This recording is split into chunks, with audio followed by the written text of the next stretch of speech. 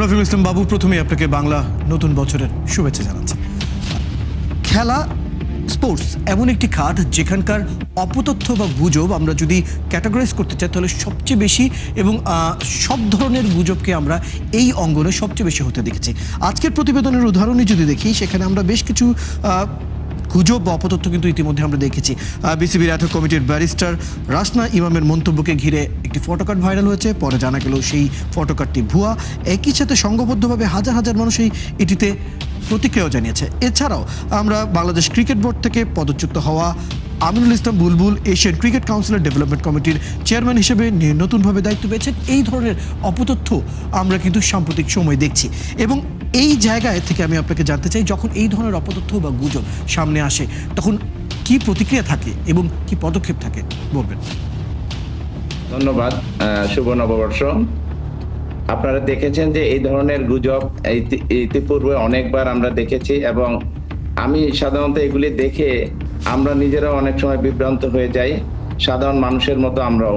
কিন্তু আমরা একটু যদি যাচাই বাছাই করি বা এগুলি কমেন্টস করার আগে যদি আমরা একটু ভেবে চিন্তে করি তাহলে ভালো হয়। কারণ এই ধরনের কমেন্টসের ফলে মানুষের ভিতরে অনেক সময় বিভ্রান্ত সৃষ্টি হয়, এবং যারা এগুলি করছে তাদের বিরুদ্ধে আইনানুগ ব্যবস্থা নেওয়ার জন্য আমি বিটিআরসি বা তথ্য মন্ত্রণালয়ের তথ্য মন্ত্রী যিনি আছেন ওনার শরণাপন্ন হচ্ছে। কারণ এই ধরনের বিভ্রান্ত সৃষ্টি করে কিন্তু সবার ভিতরে একটি বিভেদ সৃষ্টি করে, দেশের ভিতরে একটি অস্থিরতা সৃষ্টি করে, যেগুলি মোটেও কাম্য নয়। আমরা চাই যে এই ধরনের অপতথ্য বা অপপ্রচারগুলি বন্ধ হোক, এবং এটার ব্যাপারে সরকার বা অন্যরা যারা আছে সংশ্লিষ্ট সবাই প্রয়োজনীয় পদক্ষেপ গ্রহণ করুক, এটা আমরা চাই মনে প্রাণে।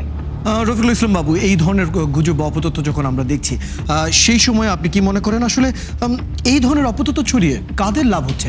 এটি কি শুধু ভিউ বাণিজ্য, নাকি নির্দিষ্ট পরিকল্পিতভাবে কোনো দল বা কোনো ব্যক্তিকে ইচ্ছাকৃতভাবে নেতিবাচক জায়গায় নিয়ে আসার একটি চেষ্টা?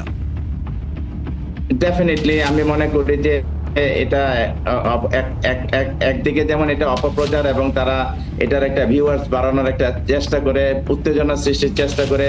তাছাড়া নির্দিষ্ট কোনো ব্যক্তিকে অপদস্থ করার জন্য এই ধরনের অনেক সময় কমেন্টস করে থাকে। সুতরাং এগুলির ব্যাপারে যারা করছে তাদের বিরুদ্ধে যদি যথাযথ উদ্যোগ গ্রহণ করা হতো, যথাযথ শাস্তির ব্যবস্থা করা হতো, তাহলে এগুলি অনেকাংশে বন্ধ হতো। কিন্তু আমরা ইতিপূর্বে এগুলি অনেক দেখেছি, অনেক শুনেছি, দেখেছি। সেগুলির ব্যাপারে বিগত সরকার সেই রকম কোনো পদক্ষেপ গ্রহণ করে নাই, বিধায় কিন্তু আজকে এগুলি অনেক ছড়িয়েছে। কিন্তু আমরা চাই এগুলির ব্যাপারে প্রয়োজনীয় পদক্ষেপ গ্রহণ করুক, এবং এইসব অপতথ্য থেকে আমরা রক্ষা পাই, সবাই রক্ষা পায়, দেশবাসী রক্ষা পায়। আপনি ঠিকই বলেছেন। আসলে বিসিবি এমন একটি জায়গা, এবং একই সাথে খেলা এমন একটি বিষয় যেখানে ছোট বড় সকলেরই আগ্রহ থাকে। খেলা সম্পৃক্ত কোনো একটি তথ্য যদি কারো স্মার্টফোনের ফিডের মধ্যে যদি চলে আসে, সে অবশ্যই সেটাকে একটু মনোযোগ দিয়ে দেখার একটা চেষ্টা করে যে আসলে কি বলা হলো, কে কি বললো এবং কেন এটি বললো। আপনি কি মনে করেন একজন সাধারণ মানুষের কি কোন তথ্যটা সঠিক এবং কোন তথ্যটা ভুয়া সেটিকে যাচাই করার সেই ধরনের অবস্থান আছে? সেই ক্ষেত্রে আপনি কি মনে করেন কি করা উচিত? দেখেন, খেলাধুলাটা বাংলাদেশের মানুষের একটি ভালোবাসার জায়গা, আবেগের জায়গা। সেখানে যদি এরকম অপতথ্য বা অপপ্রচার চালানো হয়, সেই ক্ষেত্রে কিন্তু আমরা সাধারণ মানুষরা অনেক সময় বুঝতে পারে না যে আসলে এটা কোনটা সত্য কোনটা মিথ্যা।